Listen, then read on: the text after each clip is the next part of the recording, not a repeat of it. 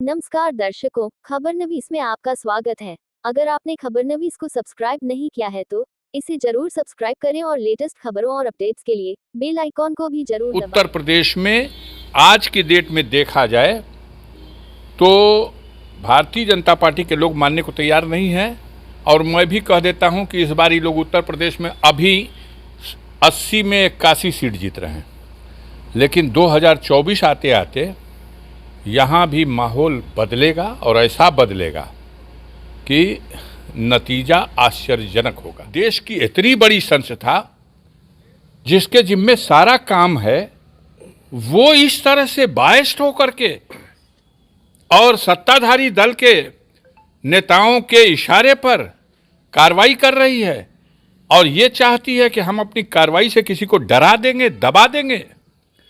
मेरे पास हारने के लिए अब कुछ भी नहीं है, लेकिन गाजीपुर की महान जनता ये हमारी कुर्की करें और कराएं।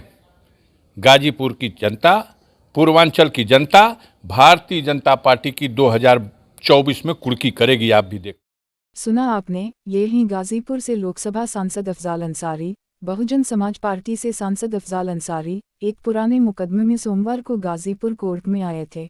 बाहर निकलने के दौरान पत्रकारों से वार्ता में उन्होंने क्या कहा, आप भी सुनिए। ने आज यहाँ सीजीएम न्यायालय में एक धरना प्रदर्शन से संबंधित मुकदमा था, उसकी तारीख थी। चूँकि सीजीएम साहब के परिवार में किसी बुजुर्ग का निधन हो गया है, इसलिए अब तारीख आगे बढ़ गई। अच्छा, मैनपुरी में उपचुनाव हो रहा है और तमाम राजनीतिक पार्टियां वहां पे जमा चुकी हैं। क्या लगता है, आप मैनपुरी को लेकर क्या बताएंगे? सपा सीट बचा पाएगी या फिर क्या आपका अनुभव है कह रहा है? मैनपुरी में बसपा चुनाव नहीं लड़ रही है। बाकी जो संघर्ष हो रहा है उसमें जो देखने को आ रहा है पलड़ा भारी है। किसका? डिम्पल यादव का। अच्छा, ओम प्रकाश राजभर सुभाषपा के राष्ट्रीय अध्यक्ष हमसे मिले थे और वो समाजवादी पार्टी पे बड़ा गंभीर आरोप लगा रहे हैं कि 4 साल सत्ता में समाजवादी पार्टी सरकार रही और केवल गुंडई, जमीन कब्जियाना और जेल से कैदियों को छुड़ाने का काम करती थी। देखिए, उनके द्वारा दिए गए वक्तव्य पर मैं कोई टिप्पणी नहीं करना चाहता। वो आप किस प्रसंग पर क्या पूछते हैं और वो क्या कहते हैं, ये उस अवसर पर क्या मुद्दा था इस पर निर्भर करता है। जहाँ तक सवाल है, ओम प्रकाश राजभर एक ज़मीनी नेता हैं और समाज के सबसे उपेक्षित वर्ग के उसका नेतृत्व करते हैं और न सिर्फ राजभर जाति के बल्कि समाज में सभी दबे कुचले लोग उनसे प्रभावित हैं, उनके विचार से प्रभावित हैं। बाकी अपना वो एक राजनीतिक दल बनाए हुए हैं और उसके आधार पर अपने पार्टी के और अपने समाज के हित को दृष्टि में रखकर क्या फैसला लेते हैं उस पर किसी को कोई टिप्पणी करने का अधिकार नहीं है। एक समय था जब कौमी एकता दल के और भारतीय समाज पार्टी के बीच में ही समझौता हुआ था। यहाँ हम लोग चुनाव लड़े थे, 2 सीटें जीते भी थे, पार्लियामेंट का भी लड़े थे, विधानसभा का भी चुनाव लड़े थे। फिर आगे अभी ओम प्रकाश राजभर जी 24 में क्या फैसला लेंगे, इसमें अभी कुछ कहना बहुत जल्दबाजी हो जाएगी। देखिए, हम बता दें, भारतीय जनता पार्टी की हवा निकल चुकी है पूरे देश में, उत्तर प्रदेश को छोड़कर। अकेले 4 राज्यों को मैं बता सकता हूं जहां कम से कम 80-90 सीट इनको घाटा होगा। कर्नाटक, महाराष्ट्र, बिहार और बंगाल। 40 सीटों में 39 सीट बिहार से जीत के आए थे, आज 5 सीटों के लिए मोहताज हो जाएंगे। 42 सीटों में 18 सीटें बंगाल से जीत के लाए थे, 2 सीट को तरस जाएंगे। आज कर्नाटक की जो स्थिति है, सारी की सारी सीटें इनकी झोली में थी। महाराष्ट्र जो उत्तर प्रदेश के बाद सबसे बड़ा राज्य है, 48 में 42 सीटें इनके पास थी। इन 4 राज्यों में अकेले 80 से 90 सीटों के घाटे में भारतीय जनता पार्टी अभी है। अब आप कहिएगा बढ़ेगी, तो कहाँ बढ़ेगी? गुजरात में, वहाँ तो 26 में 26 इनकी पहले भी थी। कहाँ बढ़ेगी? राजस्थान में, वहाँ 25 में 25 इनकी पहले से थी। कहाँ मध्य प्रदेश में बढ़ेगी, जहाँ 29 में 28 इनकी पहले से थी। कहाँ बढ़ेंगे? उत्तराखंड में 5 की 5 थी, दिल्ली में 7 की 7 थी, हरियाणा में सब ऐसे स्कोर हैं कि वहाँ बढ़ने की गुंजाइश नहीं, गुब्बारा फट जाएगा। इन सभी राज्यों में उनको पहले की तुलना में घाटा है, नुकसान है।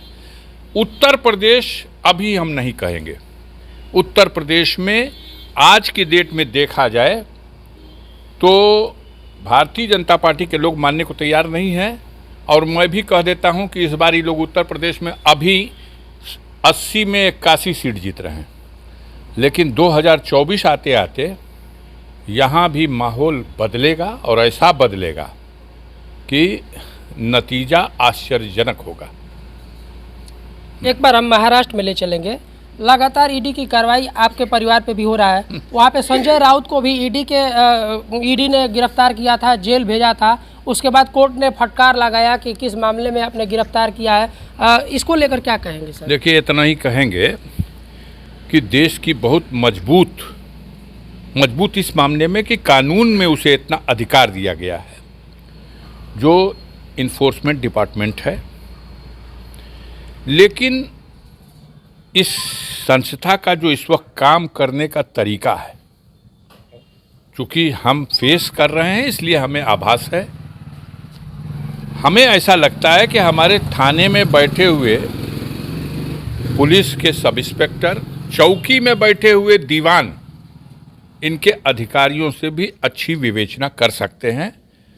भौकाल इनका है, जमीनी हकीकत कुछ नहीं, और लक्ष्य पहले से तय है, हमें ये करना है। खूब शानदार कहानी बनाएंगे, मीडिया के माध्यम से प्रचारित कराएंगे। किसी का क्या औकात है उसके रिजल्ट से उसका पता लगता है। भारतवर्ष में ईडी ने अब तक जो भी मामले दर्ज किए और कोर्ट तक पहुंचाए, उस मामले में इनका रिजल्ट 95% है। पास होने का नहीं, फेल होने का रिजल्ट 95%। तो जो मात्र 5% केसों में, जिस केस को आपने तोप बना करके प्रस्तुत किया और उसमें आप सफल हो सके किसी को कन्विक्ट कराने के लिए, और 95% केसों में आपके मामले फुस हो गए, हवा निकल गई। देश की इतनी बड़ी संस्था जिसके जिम्मे सारा काम है, वो इस तरह से बायस्ड होकर के और सत्ताधारी दल के नेताओं के इशारे पर कार्रवाई कर रही है, और ये चाहती है कि हम अपनी कार्रवाई से किसी को डरा देंगे, दबा देंगे। मेरे पास हारने के लिए अब कुछ भी नहीं है। लेकिन गाजीपुर की महान जनता, ये हमारी कुर्की करें और कराएं। गाजीपुर की जनता, पूर्वांचल की जनता भारतीय जनता पार्टी की 2024 में कुर्की करेगी। आप भी देखते अगर आपने रहिए। खबरनवीस को सब्सक्राइब नहीं किया है तो इसे जरूर सब्सक्राइब करें और लेटेस्ट खबरों और अपडेट्स के लिए बेल आइकॉन को भी जरूर दबाएं।